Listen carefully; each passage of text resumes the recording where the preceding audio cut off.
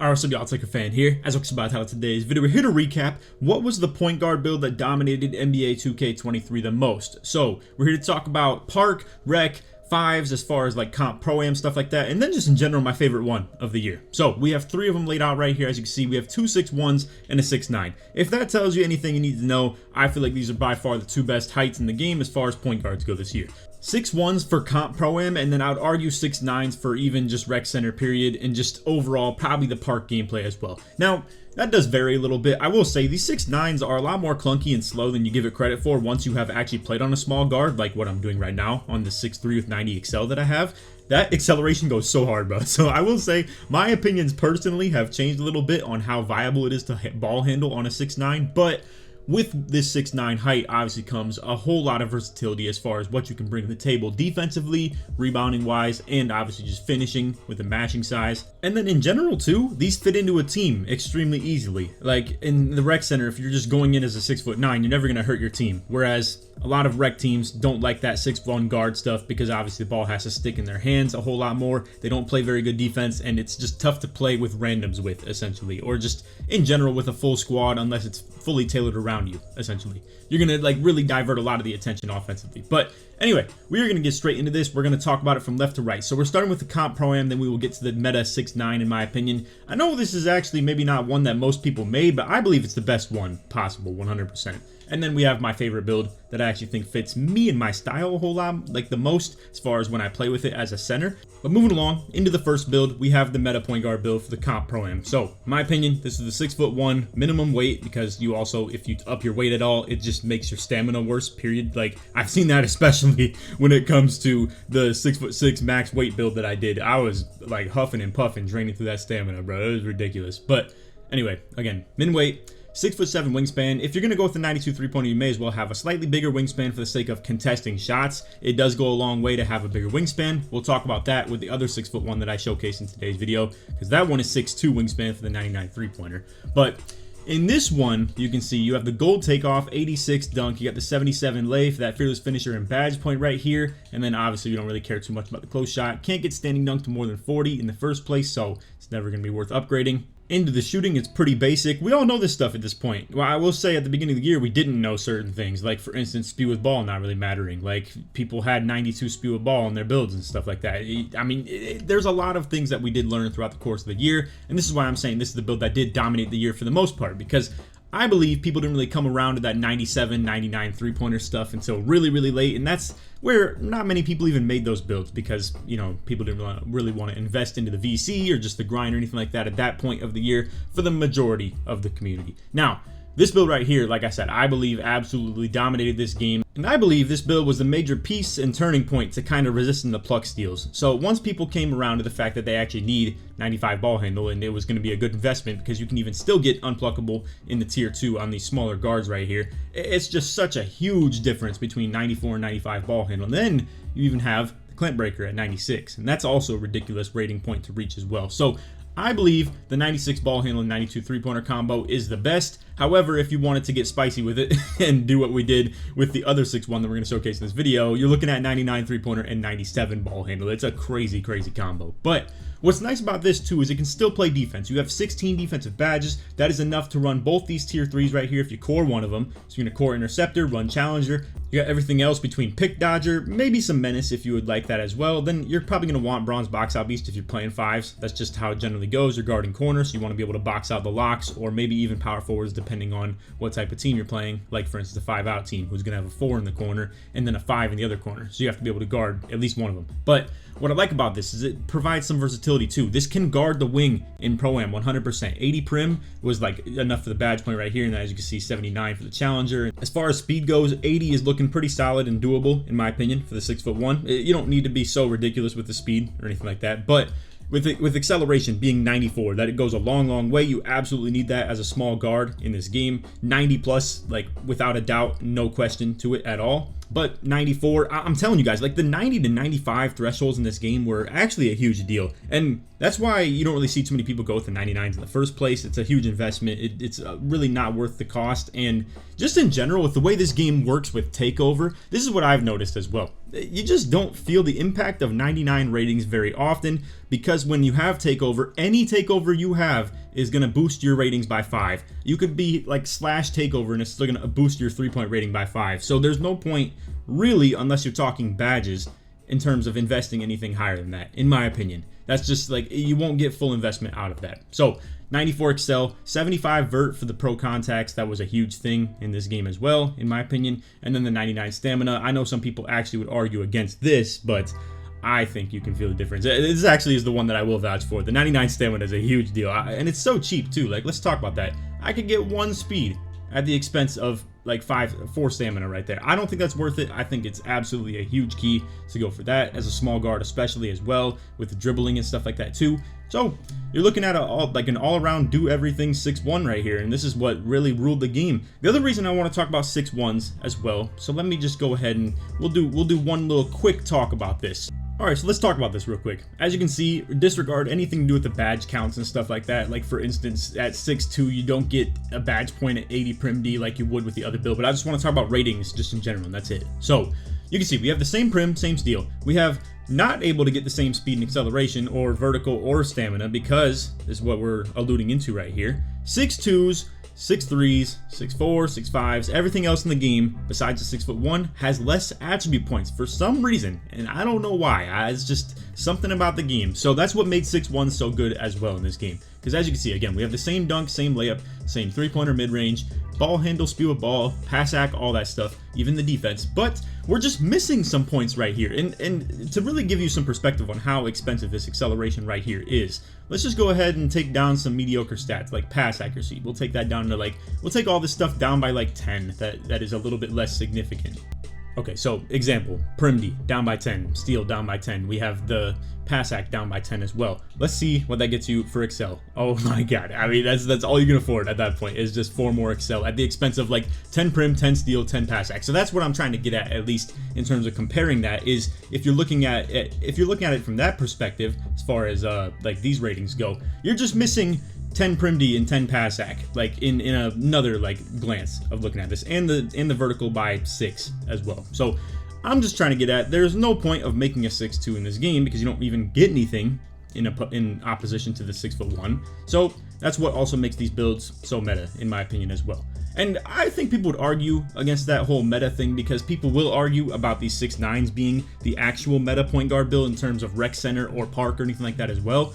I will say though, like I said, I think these builds move significantly slower. It is kind of tough. The SIGs are not a hard thing to deal with though. I will say that much. The SIGs and jump shots that you get on 6'9s are plenty good, plenty doable. Not to mention, we've already talked about this throughout the course of the year as well, the badge tiering. So you're looking at, for instance, Slithery in Tier 1, Takeoff in Tier 2. That's a huge deal. Posterizer stays Tier 3, but as long as you have the 16 badge points, you can get that, core it, still run the Takeoff and Slithery, then run like Fearless as well. It's just very easy to navigate all the badge tiering when it comes to these 6'9s. Not to mention, you can see Agent 3 in the Tier 3 as well. It does go a long way because it is really hard as a small guard to afford Blinders, Limitless, and Agent unless you have significant shooting badge investment, or maybe you have the double shooting core. But those are even hard to get too. I mean, like grinding for like Blinders or Deadeye as a core, it is a pain, bro, 100%. But anyway, playmaking wise, as you can see, you get just enough for the gold quick first step and silver handles for days at 85. You get the clamp breaker and a badge point at 87, so you may as well just go with that. And then you have just enough, as you can see right here too, for the MJ dribble style at 75.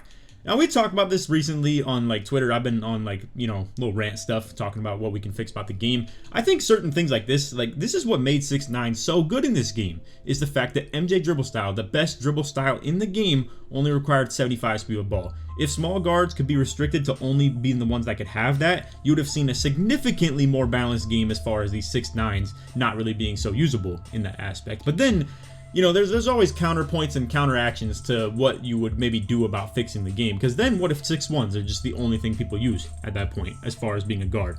Maybe it could be good for the game. You could argue that, yes. But I do think with how biased the badge tiering was for these 6'9s, they absolutely should have had some sort of nerf. And I think that would have gone a long way. Or even if you just made it so you had to be 6'8. Like, let's say you needed 80 speed with ball. I don't even know if you can get that at a 6'8 for that matter. But let's say you needed 80 speed with ball just in general to be able to get that MJ dribble style. Would have gone a long way. I think if 2K had people in the building or wherever it is that they're doing these sort of things to balance out the game, if they had the right people here to balance out those animations and figure out which ones were the best, give them like a couple weeks to try and dissect the game, figure that type of stuff out. Even in like a My League aspect where you don't like, I can change through animations so quickly on this My League that I created to try and test out my guard animations, and you could do that so easily with something like this as well. So that's my take on it, and you could absolutely have people balance the rating caps on certain ball handling things or dunk animations and stuff like that way better. For instance, even quick drops and stuff like that as well. But anyway,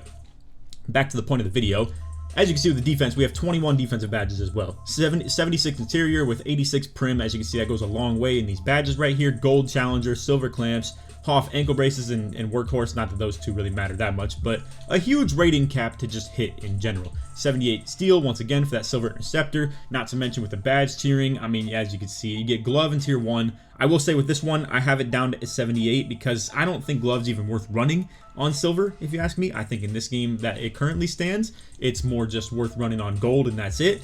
But I will say, in the beginning of the year, 85 steel was actually looking pretty nasty. So maybe I'm like playing bias in this like builder right here in the wrong way, because for the majority of the early part of 2K23, 85 steel was pretty usable and pretty good. But anyway, moving along, we have the 87 block, that silver anchor of potential as well. It's gonna be the one tier 3 you probably run on this build, and then besides that, a lot of tier 2s, as you can see, like literally all 4 of them. And then you have, once again, just a couple tier 1s that would be usable / nice to use. But anyway, the defensive rebounding, we put it to 82. 81 gets a badge point, 82 gets the gold box out beast. Not to really say this would actually help that much, but it does make you viable in terms of maybe if you wanted to run a small ball lineup in the park, you could run this at the 3. I think it's doable for sure. But moving into the physicals, 83 speed, 81 excel. This is actually still very good for being a 6'9". I do think like this acceleration is not a horrible level, but it's definitely not the 90 that you would get on a smaller guard, or like 95, anything like that. 75 vert once again for the pro contact, and then 99 stam again as well.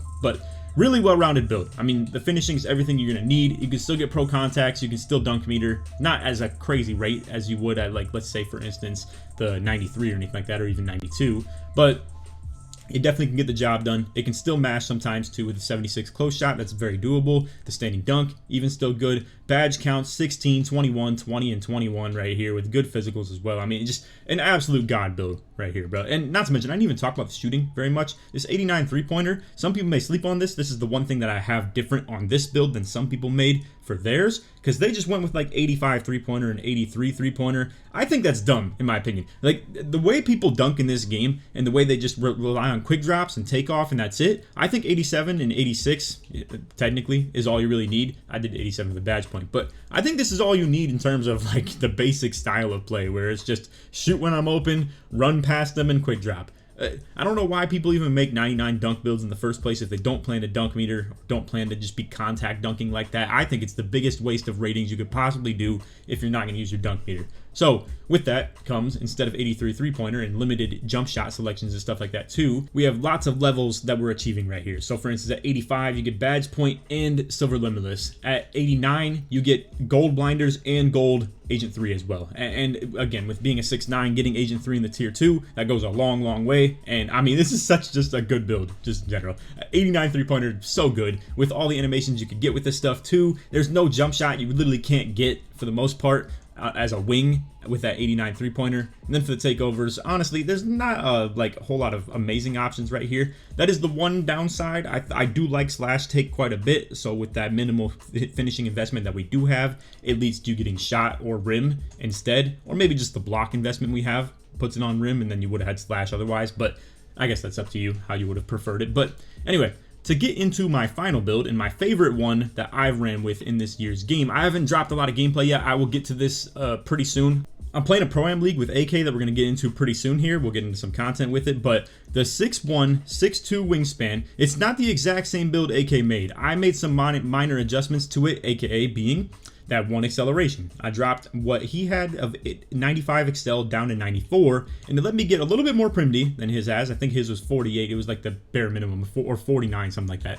I just put it to the badge point, and then what I did with my 6'3" is I put interior defense up to 58. I am loving that. It's a huge investment. It feels so good to be able to actually just play hands up D or jump at someone and actually be able to stop them in terms of like a 6'7" lock maybe in Pro-Am or something like that. You don't have to just bank on the fact that you have to play lanes, and not to mention, that's another thing to talk about here too, you can still play passing lanes with 25 steal. I've seen it firsthand. I've seen it with me running point guard on a 5-out offense, 92 pass hack and everything, Hoff needle. These small 6'1", no D point guards, no steal, are still laning stuff, bro. It's so bad, so ridiculous, but that's where we're at with this, and it's what allows you to run something like this. So with the situation that we're talking about right now, and what you're going to be looking at in our gameplay is I'm on a 7'1" inside center.